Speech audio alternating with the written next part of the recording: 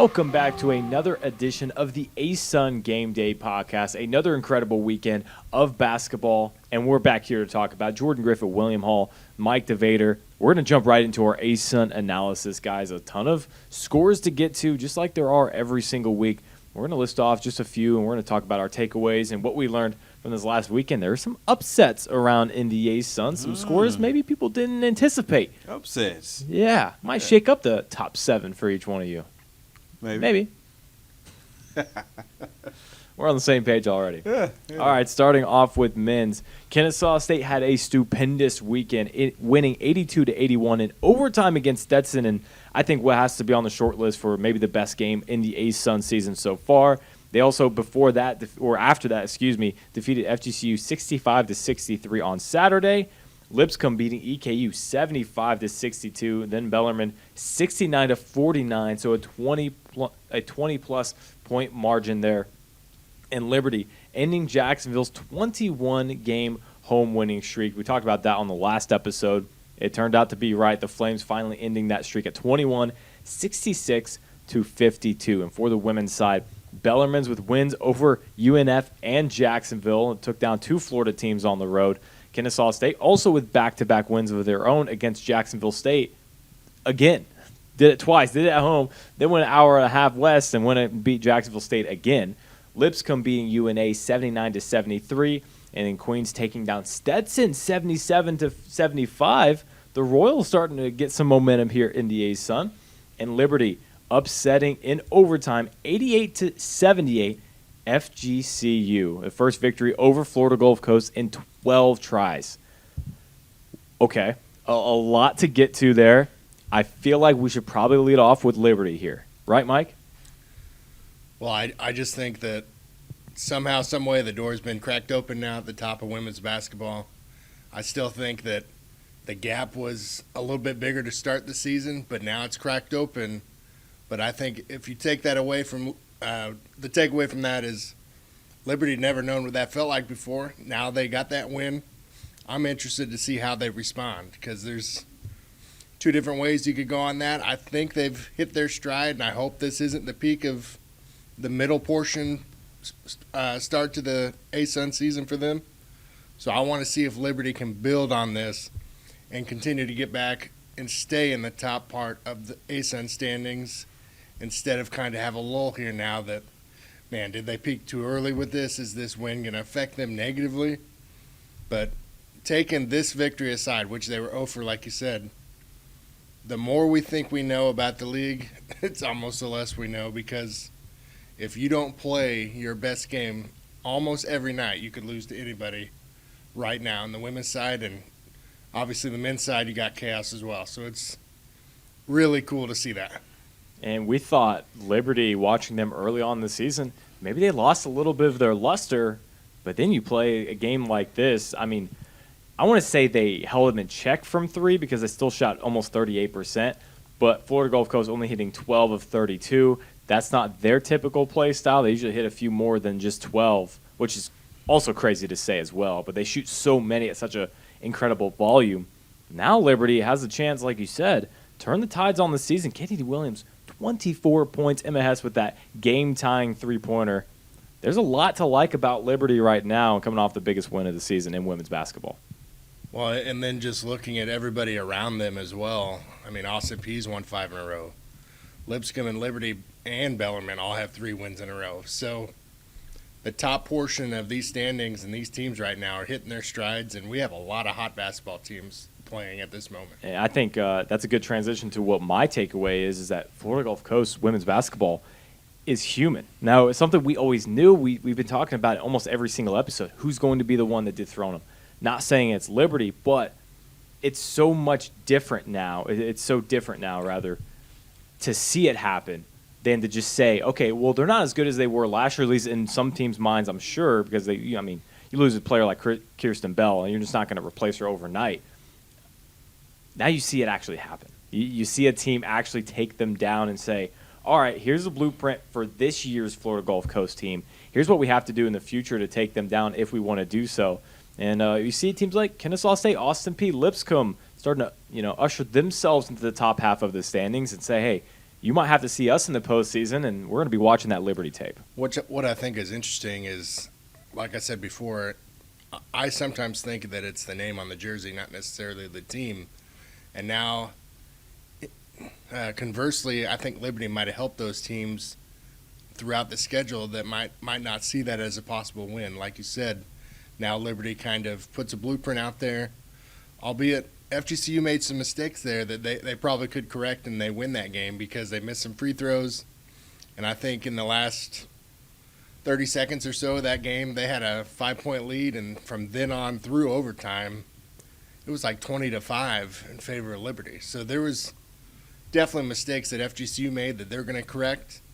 But if you can get those instances where they're not on their game and they make those mistakes, it's possible. But I also want to see what FGCU does as well, because who knows? They might get mad and just roll through everybody now, because it might light a fire under them. Yeah, I know. I don't know. But I'm going to say that I know. Yeah. Because of what I've seen. You get one game from FGCU. They'll give you one. Okay. You get that one. That game that either they don't play great or you beat them. Since I think you have to go back to 2010 to 11, that season. They've only lost one conference game each season. Or they've gone undefeated in conference play. So you get that one. Get one. And this one took overtime. And in overtime, they didn't play great. So I'm looking at it like right before halfway through, and you got that one from them.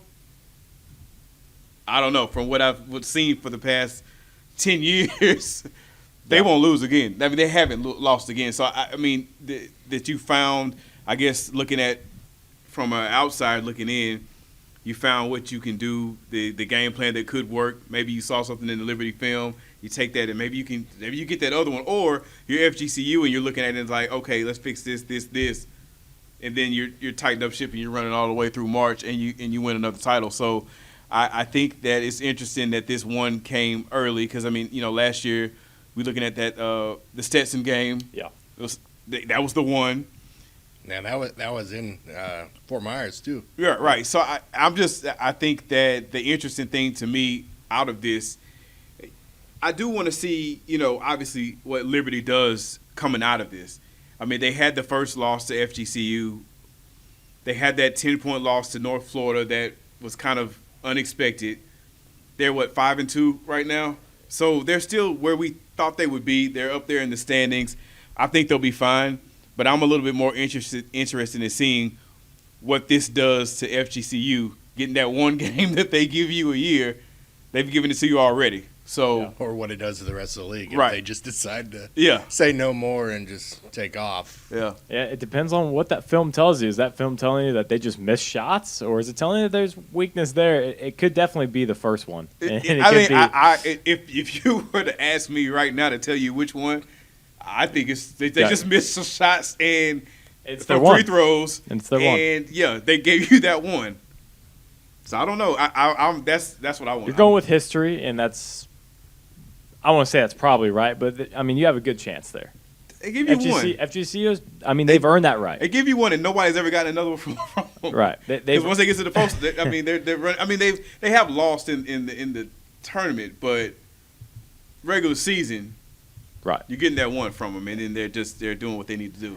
I mean, they've been so good. It's kind of like the Patriots treatment. Like they've earned the right to lose one of those games and not have things fall apart around them. And I mean, they've earned that. They've been so spectacular over the last few years that I'm not worried about FGCU one bit. They're still the clubhouse leader in my mind. No, and I've always thought that Eastern Kentucky was a team that could stay with them. We talked about that earlier in the year, but now you look at the schedule and. I know Eastern Kentucky just came off a win on Monday, and they're probably not real thrilled about the fact that they get to play at FGCU right after their first loss of the season in conference play. Well, I know it's not a huge deal, but that's not ideal for Eastern Kentucky. Here's the Jordan's final preview. Is here. My final preview? Wasn't that your final? Your EKU FGCU women's basketball. Wasn't that your final? That was mine. That was yours. I technically. Yeah, so that was you did kind of. That was what my gut was, but I wanted to be different because I didn't want all of us to have kind of the same stuff. So I went with Austin P Oh, you did in Austin Peay. FGC. Well, Austin Peay looks good. They do look good. Austin Peay looks good. Now, we did get to see your men's final preview. We saw that one. Let's talk about that. We saw that. And hey, a 2-point game. If we can get that in It'd be March, a good final, wouldn't it be? It'd be Yeah, a that's great right. final. It'd be a great final. I mean, the weekend of Kennesaw, both of those games with Kennesaw State. Let's talk about them Owls. Hey, I mean, What's in the water there that they put on that basketball floor? 3 years of maturation. That's what it's been, honestly. they're solid, and I don't think that anybody should be too surprised. You shouldn't be, but Right. they've been building this. They've continued to get better. They've grown, like you said, that core that they have. They've grown up together in that system with that head coach that's got them motivated and ready to go. And I think both of those wins on the road, the overtime win against Stetson, the win against FGCU at the end where it came down to it. Terrell Burden had game-winning shots in both of those games. To go on the road, I spoiler, if you don't know, I think they're number one. I think they're the best team right now, and I'm going to go out on a limb and say that I think across the board, men's and women's, KSU is probably having a great year. Strong. On both sides, men's and women's basketball right now. I was about to mention, hey, don't forget about the Owls on the other side of the court with Coach Ballou, 5-2 in the league. No? 5-2. They're right there as Yeah. well. Yeah, 5-2, beating Jack State twice, and then now they're going to play UNA and Central Arkansas. 2 very winnable games for them as well. So you Yeah. can look at a 7-2 team. Kennesaw State only with 1 defeat, and that was a half-court, almost buzzer beater by Jose Placer that obviously won the game for North Florida on the road. But then you see the learning process that they go through on the road against, again, they didn't beat 2 teams that were hanging around at the bottom of the standing. They beat FGCU and Stetson. A Stetson team that's fighting for first place, and an FGCU team that's right underneath them. I think we all it was a couple of weeks ago. We all picked them to be like they're one of the better teams. They're going to the final. So Yes. and I'm still sticking with my thoughts that I don't think Stetson. They're not going anywhere because No, that not at game. all. Watching that game, the comeback that they had in that game to get themselves back into it. Right. Was granted they were at home, they had a momentum, but they still had a hill to climb. And to see that game, if you're watching it in the first half or right at halftime, and to know the way it ended, how exciting that was, that both of those teams, and again, and going back to FGCU, that was another close game that was tight right there at the end. So we saw 2 great games with that Florida road trip from Kennesaw State, and KSU is there, but I won't be disrespectful and just not mention that Liberty is still Of course. Liberty. Yeah, and that's another thing. Liberty has flown under the radar because we've expected everything from them. Kennesaw State, although I think a few people did because of the building that you've seen from year to year and the improvement, Liberty has just maintained here, and that's boring to people. So we kind of just say, all right, Liberty, yeah, whatever. Yeah. But no, it shouldn't be. It shouldn't be. It shouldn't be because they're tied for first place right now. They should get just as much credit as Kennesaw State as well. But Kennesaw State is just such a different story. 3 years ago, they had 1 win against Gardner Webb in Coach Amir Abdur-Rahim's first season. And now you're looking at a team that has to learn how to handle the success that they're starting to have. Liberty was born with success. They've always been good. They've always had this history that their program has gone through. So both those teams tied for first place. But, man, back-to-back Florida wins for Kennesaw State. And I think another one of those takeaways that you just already mentioned for me was if you're not buying into the Stetson Hatters by now, you're so late to the party. Yeah. This team is legit. I don't care what the offseason looked like for them because they got better. They look like a team that could easily win this tournament because I think there's probably about 5 or 6 in total, honestly, maybe even more. Stetson Hatters are not going anywhere, and they could easily finish with that top seed. They're a couple games out right now because of the Kennesaw State loss, but, there's a ton of teams biting for that 1 to 2 seed. Kennesaw State, Stetson, that was a classic game that's got to go down as probably the best so far in the ASUN. And speaking of those teams, I don't know how deep you can realistically go with the depth of how low you can go and say this many teams, but I know they were at home.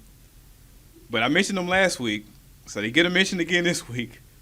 The Lipscomb Bisons. That's all I'm gonna say. I'm just. Okay. They get a test against Kennesaw State. Yeah, Big test. That is one of the games that is at the top of my list. I might have to make that trip and go see that in person. But that's one that I'm excited about this weekend coming up. That Lipscomb Kennesaw State game. So we got some good basketball coming up. Absolutely. Any more takeaways before we move on to the players of the week? We got some exciting basketball to come, and we're ready to roll. All right. We'll start off with you, Mike. Players of the week for the women's side. Okay, well, if it feels like deja vu to you guys that are listening and watching, that's because it is. We had something happen that's extremely rare for these weekly awards, and we had back-to-back winners and back-to-back sweeps for women's basketball. So for the second consecutive edition, the women's basketball player and freshman of the week went to Gracie Merkel of Bellarmine, and the newcomer of the week went to Austin Peay's Shamari Hale.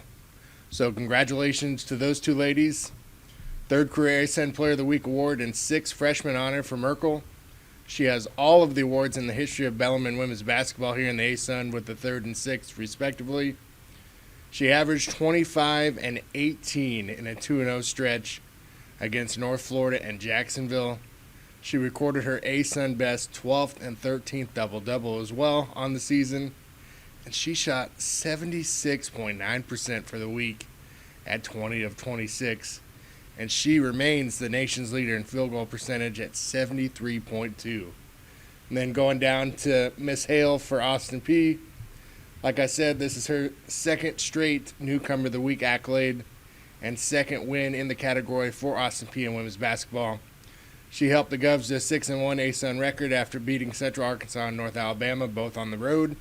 She also had a pair of double-doubles, averaging 20 points and 10 rebounds. She also had 3 total steals while shooting 76.2% at 16 of 21. And she's currently 3rd in the ASUN in field goal percentage at 68.5. Is the Merkel sweep? Is the sweep still on? The sweep is looking better by the day. Okay, I'm just checking in. I feel like I think she might listen to our podcast because we said can she be eligible or can she win these awards if they're not up in the upper tier of the standings. And now they jumped up. Now they got 3 wins in a row. They're right in the middle of the standings, and that's a way to just shut my mouth. And just like you asking stupid questions. Let me show you what we can do. We'll just be in there, and then end the debate. It's been, phenomenal. She's been Can you imagine unstoppable. averaging over 70% for a season? Not just, I didn't even one game a week, but I didn't even graduate with a C. and she shoots it better than you did. Yeah, she shoots it better than I did. Okay. I'm just kidding. I graduated with higher than a C, but I just thought it was funny. I want people to know that the ASUN didn't just hire somebody. Yeah, that got straight DC college. He just sounds good on That'd the be an mic. expensive college trip. Go ahead. On Willie. the men's side, we had Brandon Stroud, Kennesaw State. He got his second Player of the Week award. 15 points in both of those games against Stetson. He had 9 points in the first 5 minutes, 9 second-half points against FGCU. So that was, 2 15-point games. He entered the week averaging 8.3 points per game, so played well above that. Also knocked down 3 shots from deep. He was our Player of the Week. And Newcomer of the Week was Jalen Blackman from Stetson. He also got his second Newcomer of the Week this season. Averaged 23.5 points, 3.5 rebounds, and 1.5 assists per game for the Hatters. He had 22 points, 5 rebounds, and a block in that overtime loss to Kennesaw State, and had 25, 3 assists, and 2 rebounds in the win against Jacksonville State. So, again, just Kennesaw State and Stetson, they're playing good. They both had good weeks. They played each other, which was an amazing game, as we've already kind of mentioned. But I kind of want to go off. I know that this is your format, so I don't want to. I don't want to break the format, but I just, I think we're about halfway. We're halfway through the season, close to it, the conference season. I want to hear some predictions. I know we predicted the championship, the final, a couple of weeks ago. Yeah. I want to hear an award prediction. And I know we talked about it, but now that you've got a couple more games under your belt, and I'm gonna aim this at you, Mr. Just a C. We're talking men's, We can talk either one, whichever one you want to. and we're talking. What are the awards here? We got Player of the Year, Newcomer, Freshman, Defensive. Sixth Player of the Year, Defensive Player of the Year. All right. Well, sixth player of the year. I think it's an easy one for Chase Johnson. You know what? No, it's not. For men's? No, it's not. It's not Chase I was Johnson. about to say no. No. No, it's not. It's not. No, I don't think it I is. want to get back to him. I don't want to disagree with you. We have the same guy. in We mind. had the same guy. in mind. Yeah, that jersey changed. There you go. Yeah, okay. We're definitely talking about the we're in the same guy. place. Okay, Yep, all right. I stepped on the wrong one there. Yeah. Let's start with player. Are you going to go any other direction than the obvious? You don't have to say it. We can keep moving. Darius McGee. Yeah, let's keep going. Okay. Defensive player of the year. Isaiah Kozart, EKU. Mm-hmm. I agree. I think EKU might have both. I think it would be either Isaiah Kozart or Cooper Robb. It depends on if you like steals or blocks more. Mm. And Kozart's also leading the league in field goal percentage. So Yeah. he's good on both sides. That's kind of like when you win a Gold Glove in baseball. It's loosely tied to your offensive production, even though it shouldn't be. Yeah. Isaiah Kozart wins it there. I think for me, those are pretty slam dunk options. Okay. So sixth man would be Luke Brown I agree. from Stetson. I Yeah, agree. that would be went with Chase Johnson. That's just off the top, but no, Luke Brown is a lethal shooter. He's shown to be the energizer on this Stetson team coming off the bench. He's only started 3 games this year out of, I believe, 16 for the Hatters. But that's the guy that has come off the bench and give this team life, as well as Stephon Swinson and Jalen Blackman, just like you were mentioning. Blackman winning Newcomer of the Week this week. Those are the guys that have been carrying the points statistically. But then you have a guy like Brown coming off. Dewar coming off the bench as well. There's a lot of production on this team. Panzo as well. That's my pick. What was the other one? Do we have one more? I think the right now the Newcomer is another question. I kind of think. Would it be Jalen Blackman? I was about to say I think that person. He's won 2 of them. Yeah. Right. Yeah. I think right now it's between the two of them. I give a slight edge to Blackman. I think he would be right now. I would go with him for Newcomer of the Week. Of the year. Yeah, that's off the top. That would be my pick as well. It seems like we're going almost chalk here. I feel like we all probably are on the same page. We started on the same page with this podcast, so it's only right that we stay consistent and stay agreeing. So I wasn't looking for anything to contradict. No hot takes here. Nothing. We're reasonable. Yeah. We're not going to throw things out just because. No. Let's get Bayless here. I want that on record. Okay. I don't care about it. So yeah, those would be my picks. I think who was freshman of the year for men's? I think women's is kind of taken care of. I would probably. Gosh, I feel like I go back to EKU. Tayshawn Comer, their point guard, leading the way. I believe he's top 3 in assists in the ASUN. There's 14 teams. It's tough to think of all the freshmen. But off the top, he would be probably my pick because he's playing 30-plus minutes a game as a starting point guard for a team that is in the top half of a very difficult ASUN league. Mm-hmm. And then behind him is another freshman point guard. So I think that's pretty impressive, to say the least. So Tayshawn Comer would probably be my pick for EKU. EKU gets two awards. Stetson gets 2. Liberty gets 1. No KSU. But you think they'll win the big award as a team. Yeah. So they'll be satisfied. I think that's what they are this season. Chris Youngblood is clearly if you want a prototypical star player, he's that guy. He's that guy. But because there's so many dogs eating on that team. Yeah. There's not enough stats to go around to jump out quite like a Darius McGee. And I think it's not always exactly like this, but sort of kind of like. And I think that thought about freshmen may be because we don't have a freshman of the week consistently. Each week we're talking about men's basketball to just say this guy stands out. But if you're looking at it, the success of Kennesaw State, if you're looking at the weekly awards, like you said, things are kind of spread out evenly. Nobody's really standing out. The team is winning and doing great. Right. But there's not that just, look at that. Brandon Stroud has 2 players of the weeks. Yeah. That's in some people's minds, that might not be the best player on Kennesaw State. And they're not getting a newcomer because of that core that's back. So they're only, So that is perfect about your point to that team trophy is what they're going for. So that satisfies that. So, all right, I'm in agreement with your predictions. I just wanted to get them on record. So, if you're right, if you're wrong, I get to call you out. Right. Yeah. But that's what we're here for. Yeah. Yeah. Gotcha moments. That's really what this podcast what keeps us going. Yeah. Until you both pick the same guy and then you're both wrong, then nobody says anything. See, you just. Well, I mean, we did pretty much both pick all the same stuff. Did. So yeah. Never mind. So we're both gonna be like, yeah, you dummy, you idiot. How could you tell me that? Yeah. All right, Tom. We're gonna move on to our standout stats here. I'm keeping it on Stetson. I'm glad we brought them up. It's been a Stetson podcast early on this one. I want to talk about their bench production. Luke Brown. I mean, this is, again, a perfect transition into this one. 11th in the nation. Now, this team is top 10 in three-pointers attempts and made per game. But I want to talk about what they're doing off the bench. 11th in the country, scoring 31, almost 32 points per game coming off the bench, guys. And that's because of a guy like Luke Brown, who my favorite to win newcomer of the year. He's shooting almost 50% from beyond. And it's not like he's taken a couple.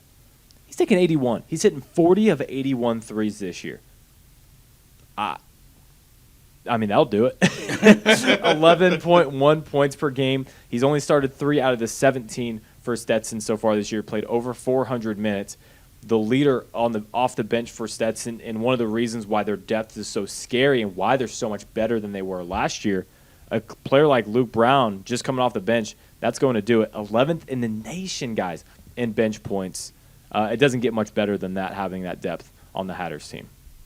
Yeah, I mean, that's, like you said, it's been a Stetson podcast, and we've been on them despite the overtime loss. But that's that energy that he's bringing, like we just laid out, speaking about, newcomer and sixth man of the year.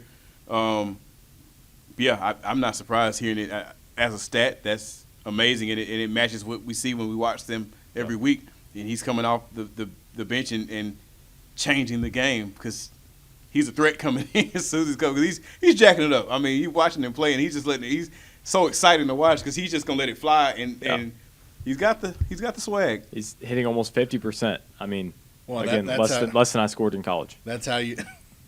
That's how you protect yourself throughout the season with that depth coming off the bench, those bench points, the players that you have that can kind of play those roles, get those minutes, because it's a long grind of a season. And if you have those opportunities and those players have the opportunity to shoot 50% from the three-point line, I mean, that on its own is going to keep you in a lot of games, and Stetson's not going anywhere with any type of production like that.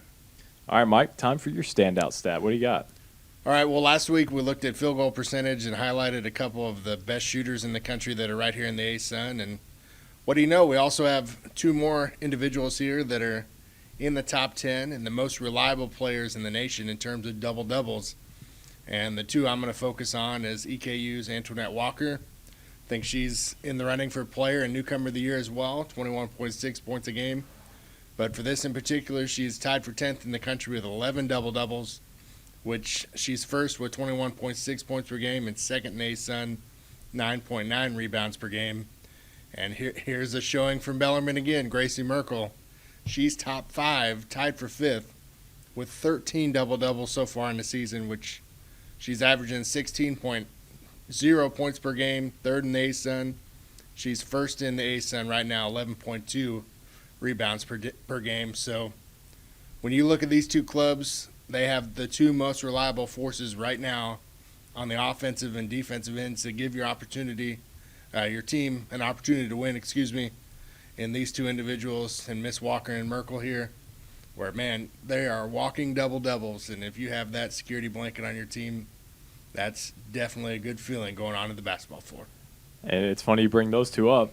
Those are the 2 that we've mentioned for player of the year, Walker and Merkel. I mean, I think it's a pretty clear right now 2-horse race between those 2.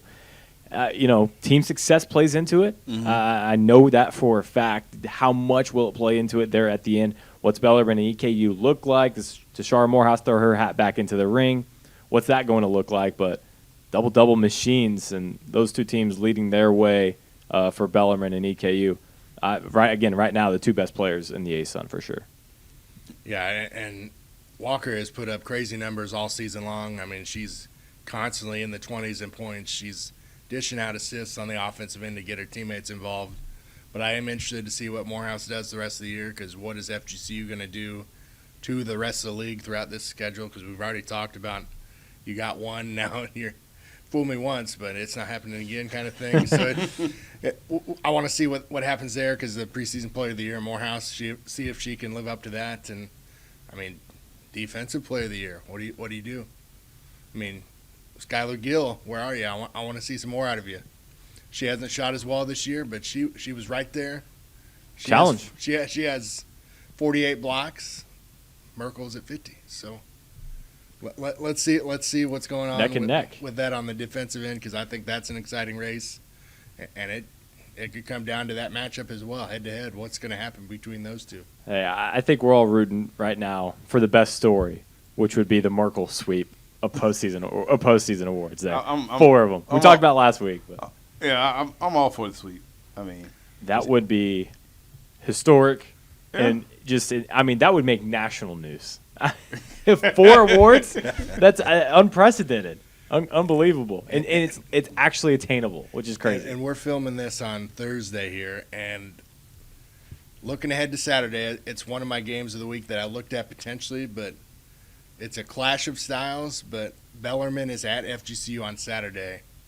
And I'm just really excited to see how Bellarmine attacks FGCU. And I know FGCU is going to get out and run and try to shoot threes like they always do. But Bellarmine's going to try to slow it down like it's 12-year-old basketball. I mean, we're going to hold the ball. We're going to get it inside. We're going to punish you. I want to see how FGCU is going to stop it, because I know she's going to get her points. And I'm interested to see what happens there and what Bellarmine can do to give them a fight, because that's exciting as well. You say how they're going to attack FGCU. I want to know what they're going to do with Gracie Merkel. Like, that's what I'm saying. How do you, you bring the fight to me. I'm going to dribble the ball for 20 seconds and literally throw it to her every time. Let's see how that works. We're gonna run it until you stop it. So we'll see. That's going to be an interesting matchup, and that takes us straight into our ASUN Games of the Week here on the other side. Are you ready for the ASUN Championship? Here's everything you need to know as we get closer to the postseason. Let's break it down by the numbers. The top 10 teams earn their way into the tournament. Action begins with 2 first-round matchups between seeds 7 through 10. All 9 of the tournament games take place on campus sites with the higher seeds hosting, which gives you the perfect opportunity to cheer on your squad. From February 27th to March 5th, it's ASUN Madness. We'll see you there. Welcome back to the ASUN Gameday Podcast. Jordan Griffitt, Mike DeVader, William Hall. We have our ASUN Games of the Week. We'll start off with the men's side. William, what are you looking at for this week? I'm looking at the team we've been talking about all show. Stetson on the road at Liberty. It's obviously 6-2 Stetson team, 7-1 Liberty team at home. Both teams are at the top. Liberty's trying to create some space, hopefully win out. Maybe a Kennesaw State loss works in, and they're in sole possession of number 1 right now in the standings. Stetson trying to keep pace. I mean, they're right there, and I think that obviously it's going to be tough to go into the Flames court and beat them. They're tough to beat. They're anywhere, honestly. Stetson in that series has never beat Liberty in Lynchburg, so that's another thing that is, this year, that which is a new team. Obviously, we can say from last year's team, this is a new Stetson team. So I want to see what they do when they go on the road. Liberty's on a 4-game winning streak in the series, so it's been Liberty's game to lose the last couple of times they've played. But again, it feels like a new year, not so much as though Liberty is not who we thought they were, but maybe that Stetson is surprising people. And I don't think that it's impossible to think that they go on the road and steal a win in Liberty Arena. So that's my game of the week, the one I'm keeping an eye on. Yeah, that's another good one, and it feels like, especially the last week especially, all the top teams are starting to play each other. Mm-hmm. You have Liberty, Kennesaw State, EKU, Lipscomb, Stetson, FGCU, all battling at this moment. So it's great basketball to see for the men's side. All right, Mike, what do you got for the women's? Okay, so I'm kind of looking ahead towards Saturday, and we have Liberty at Lipscomb. Right now, Liberty's 5-2 in the ASUN. Lipscomb is just one ring above them at 6-1, potentially 7-1. See how things go with Queens. Liberty's got to get through their matchup with Austin Peay first, but I'm kind of intrigued by this Liberty at Lipscomb matchup on Saturday afternoon, and I think this is a statement game for Lipscomb to see if they truly are going to be in this top echelon of the teams this year, because they're 0-8 all time in this series. Lipscomb has never tasted victory against Liberty. Liberty's hot right now. They just came off the victory against FGCU. If they beat Austin Peay, they're taking off a team that's right above them. Now they're coming right to Lipscomb, because if Lipscomb wins, they're right above them too. 6-2 team, 7-1 team in the league. This is a statement opportunity for Lipscomb to keep Liberty down one more level, keep the Bisons up there, because they have a three-headed monster. Sorrentino 13.8, Holcomb 13.6, and Vincent at 13.2. They have great defense and field goal percentage, opposition at 37.7, and 24.9 three-point field goal percentage. So how are they going to try to stop Maya Berkman at 14.5 points per game, 7.5 rebounds per game? Because that offense, they're starting to come to life, and I want to see if Lipscomb is able to not only get through this first matchup with Queens, but then back that up and take on this Liberty team that has kind of been a thorn in their side. 0-8. Liberty FGCU are used to being at the top. Let's see if Lipscomb is able to stay there as well. All right, Michael, let's keep it with you. Power rankings, your top 7. Okay, so we did power rankings this week right after the games last Saturday. So Sunday, this new edition of the power rankings came out, and we had some good interaction on Twitter over these. So let's roll with the top 7 here. As coming in at number 7, we have our first appearance from Bellarmine. Bellarmine's won 3 in a row, got the Knights at 7, with Merkel and friends starting to put together wins, climb up to the top half, and that's really exciting stuff. Got Eastern Kentucky right above them at 6, and there the Owls ready to continue to climb. They're at number 5, Kennesaw State. Austin Peay at number 4.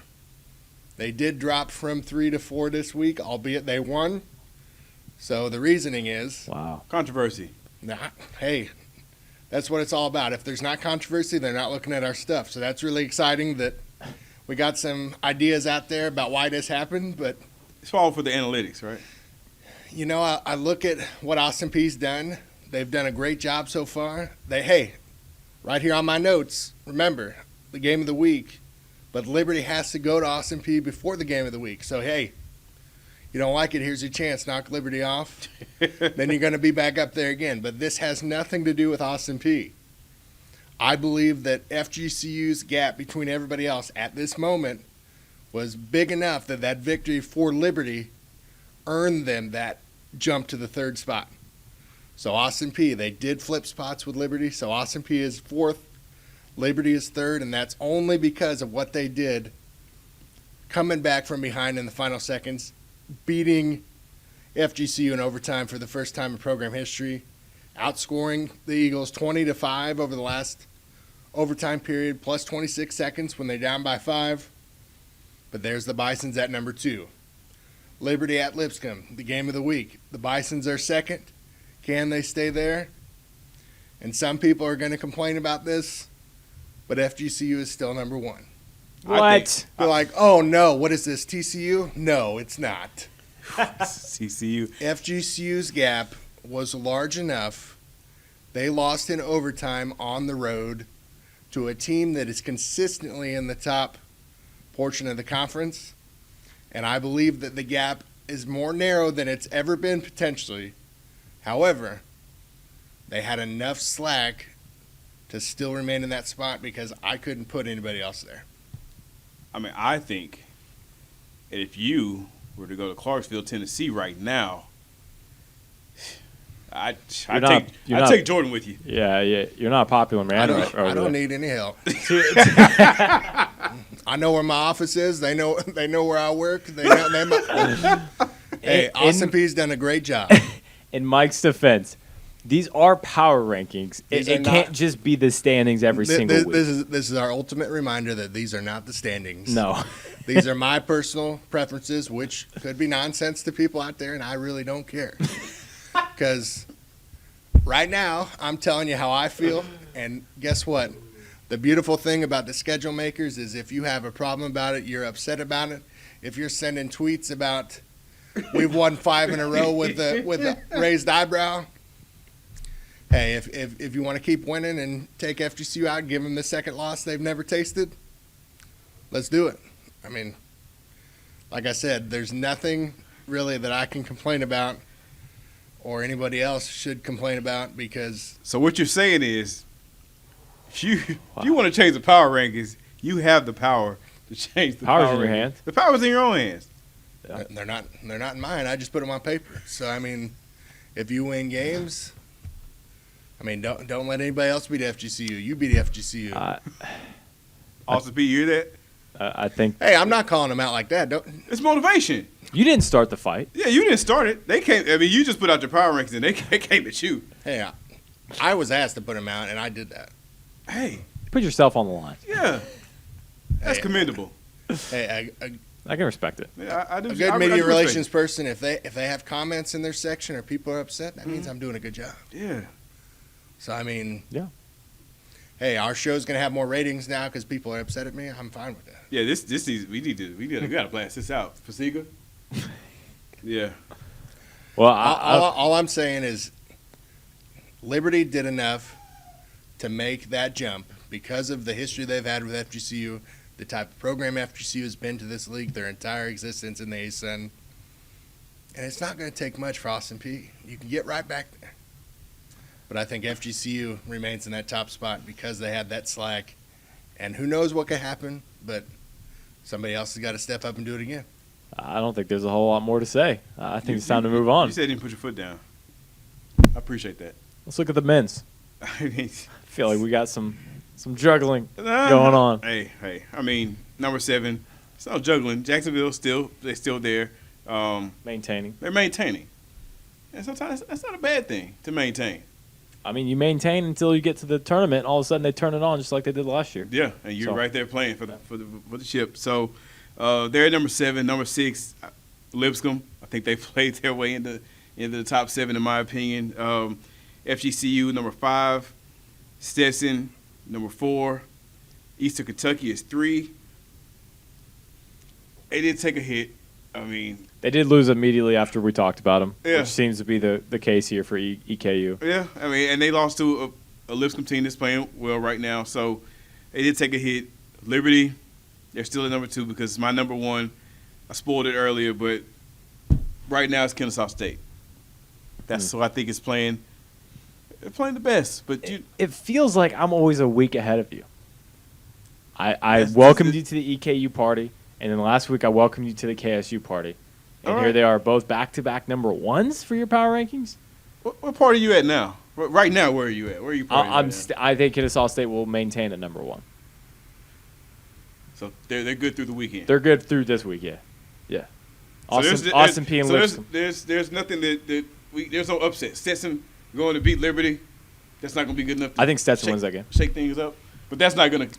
I don't think that will – if Kennesaw State goes undefeated, I don't think the one win for Stetson would take Kennesaw State out of the number 1 spot. Luckily, these are my power rankings, and you don't have to worry about that burden of trying to Right. pick what happens if there's any sort of. You don't have to worry about that. So I'm gonna take that off of your chest. That's they're great de- because I haven't been sleeping yeah, tonight. yeah, I know. Yeah. You have to, They're definitely not the standings. We know that. Yeah, so don't worry about it. I got you. I'll figure all that out. If I'm in Williams' head here, if Kennesaw State stays undefeated through the weekend, and Stetson also, say Stetson goes 2-0 as well, I do think you'll still keep Kennesaw State at number 1 because they beat a good Lipscomb team, Austin P. as well. You're probably not wrong. That's I mean- my guess. I mean, what's Those are two situations, hypotheticals, Yeah. if those happen. Not saying Yeah. it will. Yeah. But I think you would probably keep Kennesaw State at number 1 because, again, their seniority and I think what they've proved up to this point in the jumps that they've made every single year. I think that they've shown that they can hold on to leads now. Mm-hmm. I think that's probably what would keep them in the lead for number 1. Yeah, in my formula, style points come in as well. Just so you know. As it should. It's the power rankings. Yeah, so I mean, We don't squeak by people. I need some flair. So, if Liberty goes out and, just kind of. Yeah, there we go. Overlooking Liberty again. We're talking Stetson wins. We're talking about the Stetson and Liberty game, but there's also FGCU Liberty game on Saturday. This not. That's another one of these games. Now Liberty, these top teams. Liberty could beat both of them and maybe end up at number one. But again, don't worry about it. Don't lose any sleep. I mean, Okay. how crazy could it be potentially if anything happens on the women's side here in the top 4? You could have that Kennesaw State campus rocking with 2 teams in the top 3 on both sides. Yeah, Because, Kennesaw State women, they can win both these games coming up. no doubt. Yeah. What a time to be alive for now. I mean, I haven't been eating because of the power rankings. Man. I lost a clump of hair yesterday. That's called a haircut, man. Side note, my barber quit. I got to find a new barber. I'm serious. I'm mad. There's the real truth. I'm right serious. there. I'm mad. Yeah, I've had a bad week. Michael quit. His name's Michael. Whatever. We'll move on. ASUN preview. Appreciate the top 7, our power rankings for this week. Men's tennis conference play starts today, Wednesday, as this one comes out. Liberty and Queens in Lynchburg, Virginia. And we got a little bit of a break for conference play, to be completely honest. But that is when conference play starts for men's tennis. Also, our women's lacrosse fan vote is up, so make sure to go to Facebook, Instagram, and Twitter to vote for those. All right. Oh, quick pick. Oh, yeah. Men's tennis conference play starting. I got to pick those two. Yeah, pick a men's tennis winner. Just you pick one. Oh, a winner of the season. Yeah, we know what the coaches thought, but what do you think? Man, Kennesaw State's look good. They're only 3-0 team.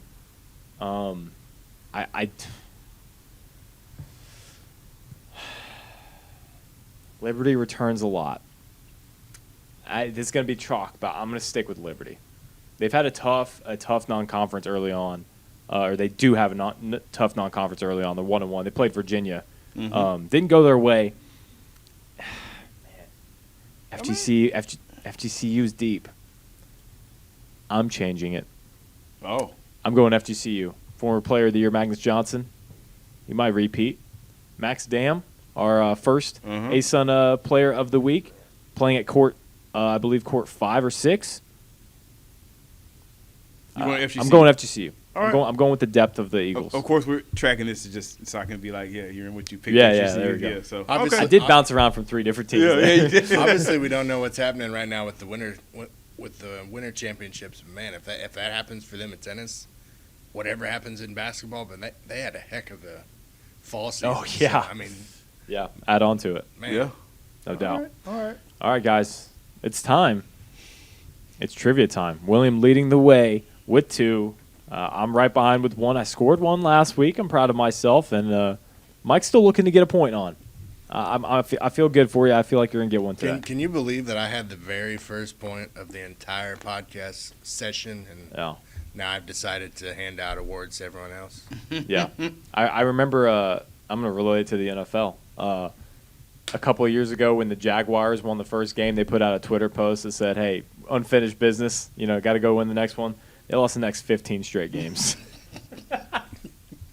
1-0. Luckily, I'm not saying you're nearly that, but that just reminded me Luckily, of that. the Jaguars also lost in the divisional round of the playoffs to a team we won't mention. But Oh, here we go. Okay, in his He defense, winked- I did hey, bring it up. he winked at me when he talked about the NFL. He's like, "I'm going to talk about the NFL," and Let's play the tape back. I'm not sure if I winked at you, but I did. I will take this one. I brought it up. You I did. brought it up You this opened the time. door. I opened the door, and I can't blame him. I got to blame myself. Yeah. you can blame whoever you want. No, I'm blaming myself for that one. All right, let's get to our trivia. This one's also a very quick one, guys. What has been nearly sold on eBay? Was it A, New Zealand, B, the Washington Monument, C, Nicolas Cage's house, or D, the WWE? What was nearly sold on eBay? And I will give this detail. I don't think it helps, but I think it adds, some gravitas to the question.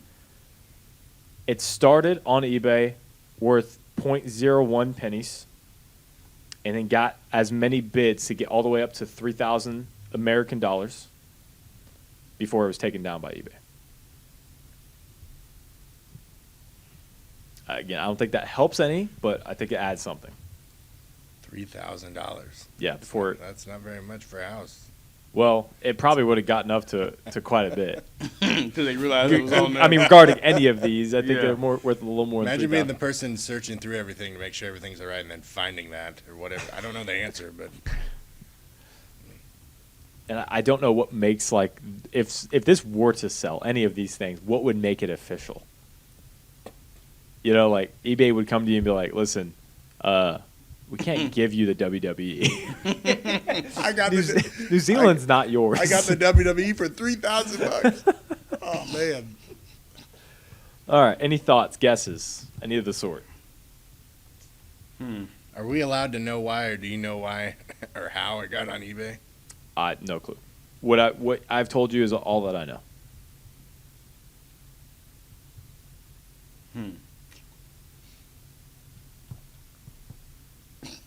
It's always the best part, waiting for the answers. Just waiting for the answers. There's no real rhyme, especially to this week. There's no real rhyme or reason here to anything.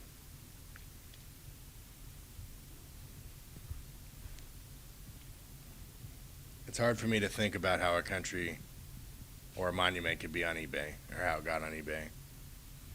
WWE, that could happen. But As far as I know, I mean, using eBay, all you need to do really is take a picture of something and then just say that you're selling it. yeah, I honestly don't remember how. So you could just- I haven't worked with eBay in a long time. You just go to, I don't know, WWE headquarters, Washington Take a Monument, picture. Nick Cage's house, or New Zealand, take a picture, Google Maps, whatever.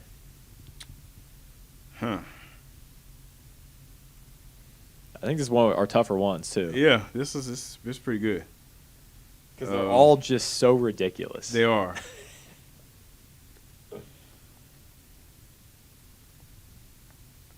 I think 3 of them are too large of an entity.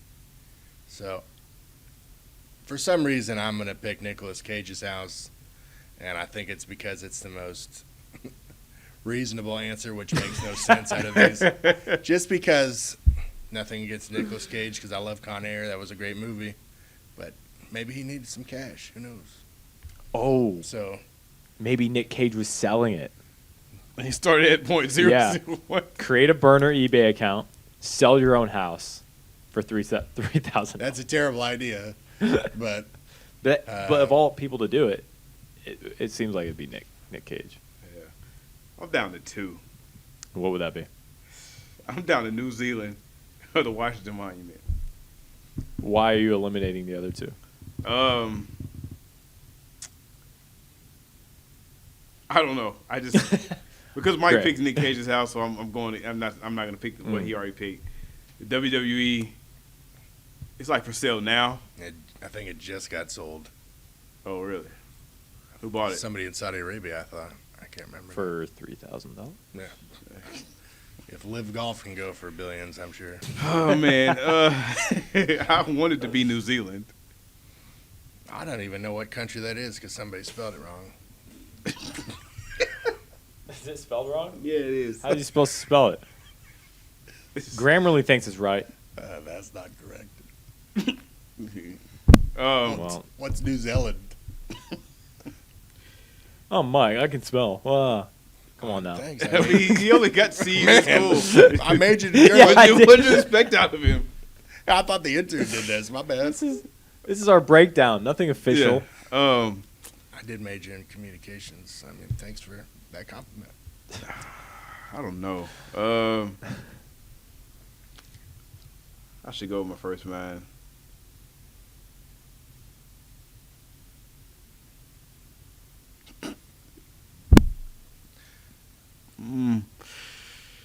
I don't know. It's tough. I don't know. The Washington Monument. The Washington Monument. All right. Locked in. Yeah. All right. The correct answer is New Zealand. But spelled right, I guess. That- It is New Zealand. That was my first Someone choice. And I put, went against someone it. put New Zealand on eBay for sale It got up to $3,000 before eBay finally took it down. So the intern gets a point. Well, you said you didn't type it like this. So somebody did. Former. I did type it Gosh, like that. dang it. I don't know. I have to go see how New Zealand. I thought it was pretty straightforward, but I guess not. This is the second week in a row that I've gone against my first mind. And I thought about changing it to Washington Monument, and it wouldn't have mattered. I should have went with New Zealand. That was, You know, I'm glad you lost the point because you tore me apart for misspelling New Zealand. And so, typically, I'm like, you know what? We need to get Mike a point, but not this time. Now I'm mad. I don't want pity points. No, Okay. all right. You're not getting any this week, I'll tell you that. It's okay. I am getting Twitter mentions, though. So it's, That is true. Off the P's waiting on this. hey, I never Yeah. said anybody's name. They're waiting for the explanation. Oh, they're waiting on you. You don't have to say it. There was one quote tweet on it, and it was Austin Peace. Are you serious? On his. Hey, I mean, I don't have anything else Hey. to say. What did it say? It had the picture of the standings, I like we were talking I about. explained it. Yeah. Oh, I didn't know that. That was a real life scenario. Oh, Yeah, that happened. that's I mean- even funnier. We need to stop this now. We gotta go look at it, I guess. Hey, I know where it is. As always, perfect note to end on, fellas. This is the ASUN Gameday Podcast. We'll see you guys next week. We'll catch you later, Austin Pete. Peace. Championship time is right around the corner, so let's take a look at all of the facts of ASUN postseason play. Let's break it down by the numbers. The top 10 teams earn their way into the tournament. Action begins with 2 first-round matchups between seeds 7 through 10. All 9 of the tournament games take place on campus sites, with the higher seeds hosting, which means you can go watch your favorite teams. From March 4th to March 11th, it's ASUN Madness. We'll see you soon.